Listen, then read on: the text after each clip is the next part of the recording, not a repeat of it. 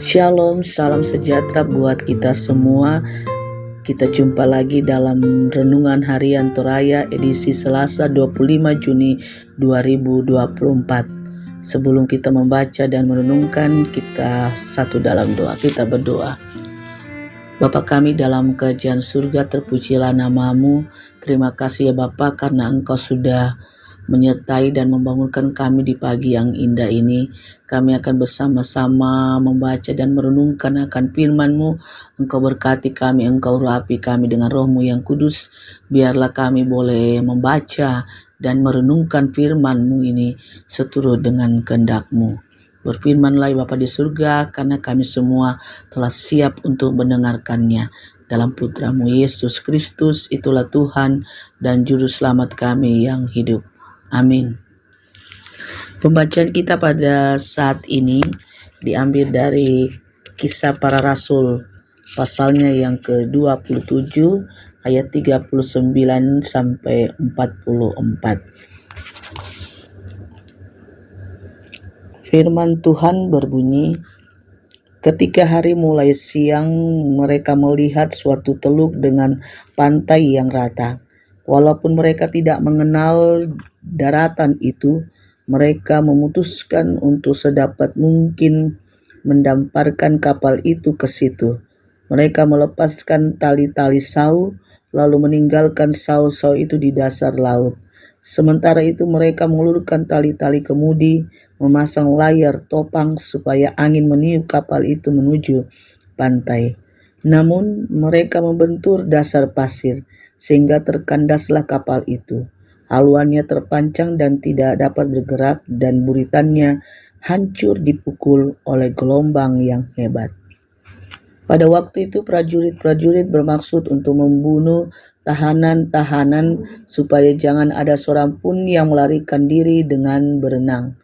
Namun perwira itu ingin menyelamatkan Paulus. Karena itu ia mencegah mereka melaksanakan niat mereka dan memerintahkan supaya orang-orang yang pandai berenang lebih dahulu terjun ke laut dan naik ke darat, dan supaya orang-orang lain menyusul dengan mempergunakan papan atau pecahan-pecahan kapal.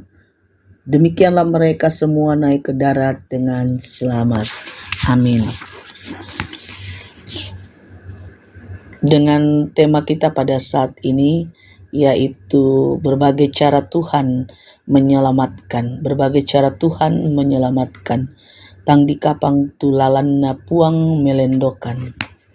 Bapak Ibu, saudara-saudari yang dikasihi oleh Yesus Kristus, suatu hari Tiko hendak pergi ke pasar untuk menjual tempe buatannya.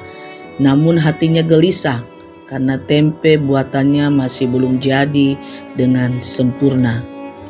Belum jauh berjalan, ia terpeleset, sehingga pakaiannya kotor dan ia harus membersihkan pakaiannya dulu serta rela ditinggalkan angkot langganannya. Setelah berjalan sangat jauh, ia sampai juga di pasar. Sesampainya ada seorang ibu yang hendak membeli tempe yang belum jadi sempurna. Ibu tersebut hendak mengirimkannya kepada anaknya agar tidak membusuk sampai tujuan. Tidak hanya itu, Tiko terkejut pula mendengar kalau angkot langganannya baru saja mengalami kecelakaan. Tiko sadar ternyata ada saja cara Tuhan memberikan keselamatan. Bapak Ibu yang dikasihi oleh Yesus Kristus, Tuhan juga memberikan pertolongan dan keselamatan kepada Paulus dalam pembacaan kita.